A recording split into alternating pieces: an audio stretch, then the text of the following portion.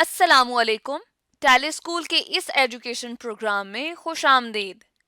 ये programme TV पर हुकूमत पाकिस्तान और सबक फाउंडेशन की शिराकत से पेश किया जा रहा है।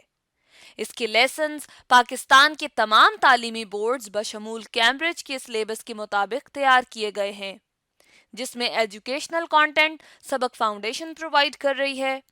सबक फाउंडेशन की वेबसाइट सबक.pk पर केजी से 12वीं जमात तक वीडियोस और प्रैक्टिस टेस्ट बिल्कुल मुफ्त दस्तयाब हैं। हमारे आज के बायोलॉजी का लेसन है प्रोकैरियोट्स एंड बैक्टीरिया, जो कि फेडरल पंजाब सिंध केपीके और बलूचिस्तान बोर्ड की क्लास फर्स्ट ईयर की बुक के चैप्टर 6 का टॉपिक है। और आज के लेसन में हम बैक्टीरिया की इम्पोर्टेंस के बारे में पढ़ेंगे। इसके अलावा बैक्टीरियल फ्लोरा ऑफ ह्यूमंस के बारे में पढ़ेंगे और ये जानने की कोशिश करेंगे कि हार्मफुल बैक्टीरिया को कैसे कंट्रोल किया जाता है। आज के लेसन और इससे मुंसलिक तमाम वीडियो लेक्चर्स को घर बैठ के देखने के लिए आप सबक.pk की वेबसाइट पे जा सकते हैं और वहां फ्री वीडियो लेक्चर्स के साथ साथ प्रैक्टिस टेस्ट भी मौजूद हैं, जिन्हें देखकर आप अपने कॉन्सेप्ट्स को पुख्ता कर सकते हैं और इम्तिहानात में ट्यूशन लिए बगैर शानदार नंबर हासिल कर सकते हैं। ये सब कुछ सबक.pk की वेबसाइट पर बिल्कुल मुफ्त दस्तयाब है। जी, आज हम डिस्कस करेंगे बेनिफिशियल एंड हार्मफुल जो बैक्टीरिया हैं उनके बारे में कि बैक्टीरिया जो है वो हार्मफुल भी होते हैं और यूज़फुल भी होते हैं। ठीक है, बेनिफिशियल का मतलब होता है यूज़फुल। ठीक है, कि हमें बैक्टीरियाज का क्या फ़ायदा है। ठीक है, हमने बैक्टीरियाज को बहुत सी टाइप्स में डिवाइड किया था रेस्पिरेशन के लिहाज से और फूड गेन के लिहाज से। तो किस तरह बैक्टीरिया जो अपने फूड प्रिपेयर करते हैं, कुछ हेटरोट्रॉफिक होते हैं, कुछ ऑटोट्रॉफिक होते हैं। ठीक है, तो एग्रीकल्चर बैक्टीरिया जो है इसमें सबसे ज़्यादा इंपॉर्टेंट है। उसमें हमारे पास दो टाइप्स आ जाती हैं, एक डीकम्पोजर्स होते हैं। ठीक है, एक होते हैं हमारे पास डीकम्पोजर्स। ठीक है, डीकम्पोजर्स वो होते हैं जो ऑर्गेनिक मटेरियल को तोड़ते हैं और स्मॉल यूनिट्स में कन्वर्ट करते हैं। ठीक है, दूसरे हमारे पास आ जाते हैं नाइट्रीफाइंग बैक्टीरिया। ठीक है, जो कि नाइट्रोजन को फिक्स करते हैं। ठीक है, और ये मोस्टली पाए जाते हैं दोनों सॉइल में। ठीक है, सॉइल में प्रेजेंट होते हैं। ठीक है, इससे होता क्या है कि इससे हमारे पास जो है सॉइल की फर्टिलिटी जो है वो बढ़ जाती है। ठीक है, इंक्रीज हो जाती है सॉइल फर्टिलिटी। हम यहाँ लिख लेते हैं इंक्रीज सॉइल फर्टिलिटी। ठीक है, इंक्रीज दी सॉइल फर्टिलिटी, ये हो गया। ठीक है, फर्टिलिटी, फर्टिलिटी इंक्रीज हो जाएगी सॉइल की। ठीक है, सॉइल जो है फर्टाइल हो जाएगी जब हमारे पास ऑर्गेनिक मैटर जो है वो डिकम्पोज होगा। ठीक है, तो स्मॉल स्मॉल स्मॉल यूनिट्स में कन्वर्ट हो जाएगा। ठीक है, अभी हम एक डायग्राम देख लेते हैं। ये हमारे पास डायग्राम है। ठीक है, हम देख सकते हैं हमारे पास जो है डायग्राम में डिफरेंट टाइप्स के बैक्टीरिया मौजूद हैं। एक को हम डिकम्पोजर्स कहते हैं। ठीक है, ये हमारे पास मौजूद है नाइट्रोजन फिक्सिंग बैक्टीरिया। ठीक है, ये नाइट्रोजन जो एयर में मौजूद होती है उसको फिक्स करते हैं, एयर से नाइट्रोजन लेते हैं। ठीक है, N2 नाइट्रोजन होती है और उसको ये रूट्स में जो है वो फिक्स करते हैं। ठीक है, यहाँ हम लिख लेते हैं ये रूट्स है हमारे पास। ठीक है, और फिर प्लांट्स जो हैं इसको यूज करते हैं। ठीक है, इसके अलावा हमारे पास जो डिकम्पोजर्स बैक्टीरियाज होते हैं वो क्या करते हैं, एनिमल्स और बैक्टीरिया को डिकम्पोज करते हैं। ठीक है, नाइट्रोजन कंपाउंड्स बनाते हैं। ठीक है, तो ये हमने डायग्राम में देखा कि किस तरह बैक्टीरिया जो हैं वो एग्रीकल्चर साइड पे हमारे लिए बेनिफिशियल हैं। ठीक है, इसके बाद हमारे पास आ जाते हैं बैक्टीरिया जिनको हम कहते हैं एलिमेंट्री कैनाल बैक्टीरिया। ठीक है, एलिमेंट्री कैनाल में ये हर्बीवोर्स की जो है डाइजेस्टिव ट्रैक में प्रेजेंट होते हैं। ठीक है, प्रेजेंट इन हर्बीवोर्स हम यहाँ लिख लेते हैं। ठीक है, और हर्बीवोर्स जो है मोस्टली प्लांट्स खाते हैं और प्लांट्स में जो है सेलुलोज प्रेजेंट होता है। और सेलुलोज को जो है डिकम्पोज करने के लिए हमें एंजाइम की ज़रूरत होती है और उसको हम कहते हैं सेलुलेज। ठीक है, सेलुलोज को हम डिकम्पोज करेंगे किससे, सेलुलेज एंजाइम से। ठीक है, ये बैक्टीरिया में पाया जाता है। ठीक है, सेलुलेज, स्पेलिंग ठीक कर लेते हैं, सेलुलेज एंजाइम है। ठीक है, ये एंजाइम यूज करके बैक्टीरिया जो है हर्बीवोर्स की कैनाल में जो सेलुलोज है उसको डिकम्पोज कर देते हैं। ठीक है, इसके अलावा हमारे पास ह्यूमन की जो डाइजेस्टिव ट्रैक में पाए जाते हैं एंजाइम वो वाइटामिन्स बनाते हैं। ठीक है, सॉरी, जो बैक्टीरिया पाए जाते हैं ह्यूमन के डाइजेस्टिव ट्रैक में वो क्या बनाते हैं, वाइटामिन्स प्रोड्यूस करते हैं। और हमारे पास इंडस्ट्री में भी बैक्टीरिया की बहुत सी इम्पोर्टेंस है। इंडस्ट्रियल बैक्टीरिया जो है वो हमारे पास टोबैको लीव्स जो होते हैं उनको राइपनिंग के लिए, उनको राइप करने के लिए इस्तेमाल किए जाते हैं, ठीक है। यहाँ हम लिस्ट कर लेते हैं, ठीक है। फर्मेंटेशन होती है शुगर की, ठीक है, हम लिख लेते हैं फर्मेंटेशन ऑफ शुगर होती है। इसके बाद हमारे पास राइपनिंग ऑफ चीज़ होती है, कर्ड बनाया जाता है, मीन दही बनाया जाता है मिल्क से, ठीक है, कर्डिंग ऑफ मिल्क कहते हैं हम इसे, ठीक है। ये तमाम जो यूजेस हैं ये हमारे पास इंडस्ट्री के हैं, ठीक है। तो ये सारे काम जो है हम बैक्टीरिया से लेते हैं, इस लिहाज से बैक्टीरिया जो है हमारे लिए बेनिफिशियल है, ठीक है। और बेनिफिट्स देख लेते हैं बैक्टीरिया के। बैक्टीरिया जो है मेडिसिन में भी बहुत इंपॉर्टेंट रोल प्ले कर रहा है, ठीक है। एंड मेडिसिन के हवाले से सबसे ज़्यादा जो इम्पोर्टेंस है इसकी एंटीबायोटिक्स बनाने की, ठीक है।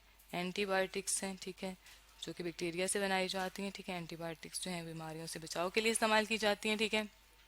इसमें हमारे पास आ जाती हैं डिफरेंट एंटीबायोटिक्स, उनके नाम हम यहाँ लिख लेते हैं। इसको कहते हैं थेरोटोसिन कहते हैं, एक हमारे पास मौजूद है एंटीबायोटिक, ठीक है। इसके अलावा हमारे पास सेप्टिलिन है, ठीक है, और हमारे पास है रेबोफ्लेविन है जो कि हमारे पास एक विटामिन है, ठीक है। और ये प्रोड्यूस करता है एक स्पेसिफिक बैक्टीरिया जिसका नाम है क्लोस्ट्रीडियम, ठीक है। विटामिन प्रोड्यूस किया जाता है, ठीक है, क्लोस्ट्रीडियम के थ्रू, ठीक है। रेबोफ्लेविन क्या होता है, ये हमारे पास होता है विटामिन। रेबोफ्लेविन हमारे पास विटामिन है, ठीक है, ये क्लोस्ट्रीडियम बैक्टीरिया प्रोड्यूस करता है। और अब हम देख लेते हैं कि बैक्टीरिया के हार्मफुल क्या इफेक्ट्स होते हैं, ठीक है। बैक्टीरिया जिस तरह यूजफुल है इसी तरह इसके बहुत से हार्मफुल इफेक्ट्स भी हैं। और हार्मफुल बैक्टीरिया जो होते हैं वो मोस्टली डिजीज कॉज करते हैं, ठीक है, बीमारियां फैलाते हैं। हार्मफुल बैक्टीरिया में हमारे पास पैथोजेनिक बैक्टीरिया आ जाते हैं, ठीक है।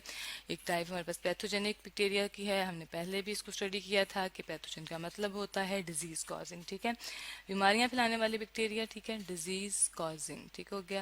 अब हम देख लेते हैं ये बीमारियां कौन कौन सी काज करते हैं, ठीक है।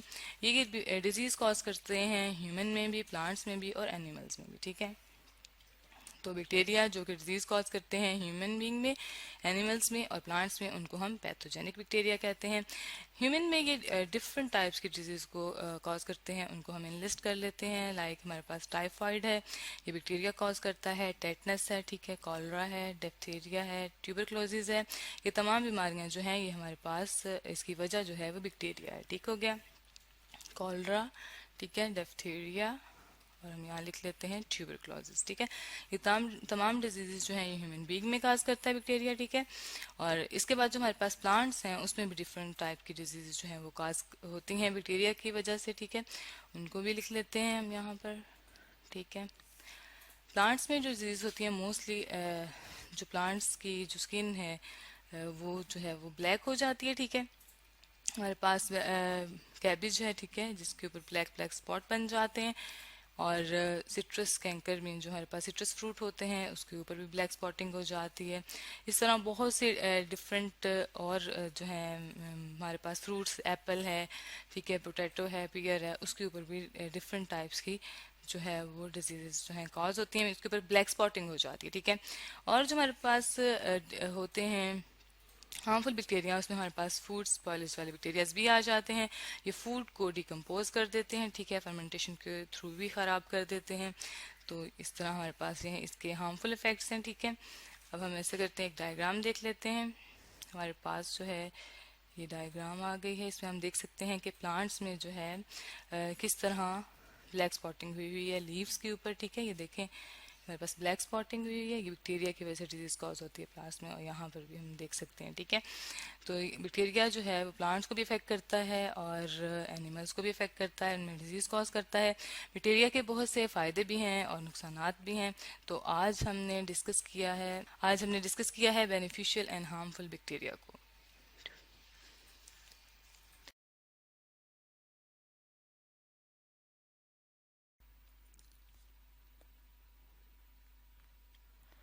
जी स्टूडेंट्स, तो आज का हमारा टॉपिक है the bacterial flora of humans. तो बैक्टीरियल फ्लोरा ऑफ ह्यूमंस क्या होता है? कम्युनिटी ऑफ बैक्टीरिया ऑन और in the body of human beings, यानी कि बैक्टीरियल कम्युनिटी जो कि इंसानी जिस्म के अंदर या बाहर रहे तो उसको कहते हैं बैक्टीरियल फ्लोरा ऑफ ह्यूमंस।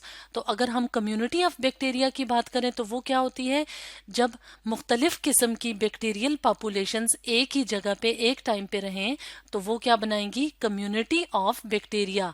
तो अगर हम बैक्टीरियल पॉपुलेशन की बात करें कि वो क्या होती है, तो इसको देखने के लिए, इसको समझने के लिए हम इस डायग्राम को देखते हैं।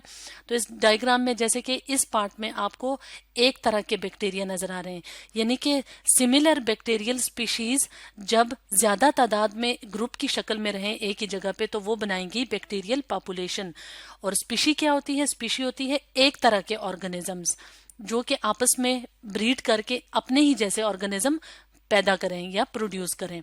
तो अगर हम इस पार्ट में देखें डायग्राम में तो इसमें एक और तरह की बैक्टीरियल स्पीशीज हैं जो कि ग्रुप की शक्ल में काफी ज्यादा तादाद में रह के एक और बैक्टीरिया की पॉपुलेशन बनाती हैं। तो इसी तरह बाकी बैक्टीरियल पॉपुलेशंस भी अपनी अपनी तरह की स्पीशीज के साथ ग्रुप बना के तो मुख्तलिफ बैक्टीरिया की पॉपुलेशंस बनाती हैं, और जब ये एक ही एरिया यानी कि ह्यूमन बीइंग्स में रहती हैं तो ये क्या बनाएंगी, बैक्टीरियल फ्लोरा ऑफ ह्यूमंस। तो बैक्टीरिया की काफी ज्यादा स्पीशीज बैक्टीरियल फ्लोरा बनाती हैं ह्यूमंस बॉडी में। तो आज हम कुछ इंपॉर्टेंट स्पीशीज ऑफ बैक्टीरिया को देखेंगे जो कि इंसानी जिस्म के अंदर और बाहर रहती हैं। तो अगर हम बात करें नोज की, नोज जो कि रेस्पिरेटरी सिस्टम का पहला हिस्सा है जहां से हवा लंग्स तक जाती है, तो वो नोज का पार्ट है जो कि रेस्पिरेटरी सिस्टम का फर्स्ट हिस्सा बनाता है। तो इस हवा के अंदर ऑक्सीजन होती है जो कि लंग्स तक जाती है, और लंग्स से वापसी पे जब हवा बाहर आती है तो वो भी नोज के थ्रू बाहर हवा में जाती है और उसमें कार्बन डाइऑक्साइड बहुत ज्यादा होती है। तो नोज में काफी सारी बैक्टीरियल स्पीशीज पाई जाती हैं, और जो सबसे इंपॉर्टेंट स्पीशी ऑफ बैक्टीरिया जो नोज में पाई जाती है वो है staphylococcus aureus species of bacteria. तो staphylococcus aureus species of bacteria कहाँ पे होती है, नोज में। इसी तरह अगर हम माउथ की बात करें तो माउथ में भी काफी सारी बैक्टीरियल स्पीशीज होती हैं।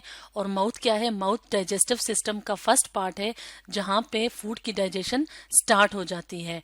तो माउथ के अंदर काफी सारी बैक्टीरियल स्पीशीज पाई जाती हैं, और जो सबसे इंपॉर्टेंट स्पीशीज ऑफ बैक्टीरिया जो माउथ में पाई जाती हैं वो हैं लैक्टोबैसिलस स्पीशीज और वायरिडेंस स्ट्रेप्टोकोकाई स्पीशीज। अगर हम स्किन की बात करें तो स्किन में भी काफी सारी बैक्टीरियल स्पीशीज पाई जाती हैं। तो जो सबसे इंपॉर्टेंट स्पीशीज ऑफ बैक्टीरिया जो स्किन में पाई जाती हैं वो हैं स्टेफिलोकोकस ऑरियस स्पीशीज, यानी कि staphylococcus aureus species of bacteria कहाँ पे होती हैं, ना सिर्फ नोज में बल्कि स्किन में भी पाई जाती हैं। तो स्टूडेंट, स्किन क्या होती है, स्किन को अगर हम देखें तो स्किन पूरे ह्यूमन बॉडी को कवर करती है, और ये लार्जेस्ट ऑर्गन है, और ये बाकी के जिस्म के हिस्सों को प्रोटेक्ट भी करती है, यानी उनकी हिफाजत भी करती है। स्टूडेंट्स, अगर हम डाइजेस्टिव सिस्टम ऑफ ह्यूमन की बात करें तो इसमें बहुत बड़ी तादाद बैक्टीरियल स्पीशीज की रहती है। और अगर हम डाइजेस्टिव सिस्टम में कोलन की बात करें जिसको लार्ज इंटेस्टाइन या बड़ी आंत भी कहते हैं, तो इसमें भी काफी सारी बैक्टीरिया की स्पीशीज पाई जाती हैं। तो कुछ इंपॉर्टेंट स्पीशीज ऑफ बैक्टीरिया जो कि कोलन में पाई जाती हैं वो कौन कौन सी हैं, वो हैं क्लोस्ट्रीडियम स्पीशीज, इश्चर्शिया कोलाई की स्पीशीज, और लैक्टोबैसिलस और एंटीरोकोकस फैकेलस की स्पीशीज पाई जाती हैं।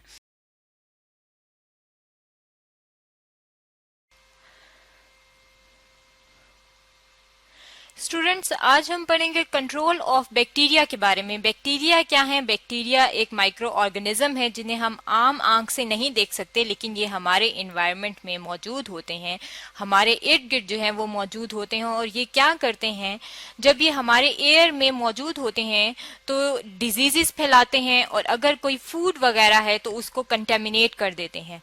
यहाँ पे अगर हम अपने सामने एक डायग्राम रख लें तो ये जो है ये बनाना की जो है ये तस्वीर है जिसपे ये क्या लगा हुआ है, बैक्टीरिया जो है ये ग्रो किया गया है। ये व्हाइट कलर का जो है ये बैक्टीरिया दिखाया है, और इसकी वजह से जो है फूड जो होती है वो खराब हो जाती है, कंटेमिनेट हो जाती है। अब ये जो बैक्टीरिया हैं इनको हम कंट्रोल कैसे कर सकते हैं? इनकी कंट्रोल करने के जो है वो दो तरीके हैं। एक तो है फिजिकल मेथड। फिजिकल मेथड जो होता है ये वो मेथड होता है जिसमें हम बैक्टीरिया की फिजिकल ग्रोथ जो है वो उसको खत्म करते हैं, यानी कि बैक्टीरिया के साथ कुछ उसके अंदर कोई चीज नहीं डालते, कोई केमिकल वगैरह नहीं डालते, बल्कि कुछ ऐसी ट्रीटमेंट्स देते हैं जिसकी वजह से बैक्टीरिया की ग्रोथ जो है वो खत्म हो जाती है। और जो दूसरा मेथड है वो है केमिकल मेथड। अब केमिकल मेथड जो है इसमें कुछ केमिकल जो है वो यूज किए जाते हैं और वो केमिकल जो है वो बैक्टीरिया को किल करते हैं, और ये मेथड जो है बैक्टीरिया को कंट्रोल जो है वो कर लेता है। अब अगर हम फिजिकल मेथड्स के बारे में देखें तो फिजिकल मेथड्स जो हैं उनकी मुख्तलिफ टाइप हैं, यानी कि फिजिकल तरीके से बैक्टीरिया को जो कंट्रोल किया जा सकता है उसमें पहला है हीट ट्रीटमेंट। हीट ट्रीटमेंट का मतलब है कि यानी कि हम जो है जो भी हमारे पास लिक्विड होगा, अगर वो उसके अंदर बैक्टीरिया है तो हम उसको हीट करेंगे, और हीट की वजह से वो जो बैक्टीरिया हैं वो खराब हो जाएंगे, डीनेचर हो जाएंगे। और यूजुअली जो टेम्परेचर यूज किया जाता है हीट ट्रीटमेंट में वो क्या है, वो है 100 डिग्री सेंटीग्रेड। यानी कि 100 डिग्री सेंटीग्रेड जो है उसको 10 मिनट के लिए आप उस चीज को 100 डिग्री सेंटीग्रेड पे रखते हैं, और उसकी वजह से क्या होता है, बैक्टीरिया जो होता है वो उसकी डेथ हो जाती है। इसी तरह जो हॉस्पिटल्स में बहुत सारे सर्जिकल इंस्ट्रूमेंट्स हैं वो भी हीट ट्रीटमेंट के जरिए ही उनको स्टेरिलाइज किया जाता है, वो क्लीन किया जाता है, और उसके लिए जो टेम्परेचर यूज होता है वो कितना है, वो 100 डिग्री सेंटीग्रेड से अबव होता है। यानी कि 100 डिग्री सेंटीग्रेड से ज्यादा का जो टेम्परेचर है वो यूज किया जाता है सर्जिकल इंस्ट्रूमेंट के लिए।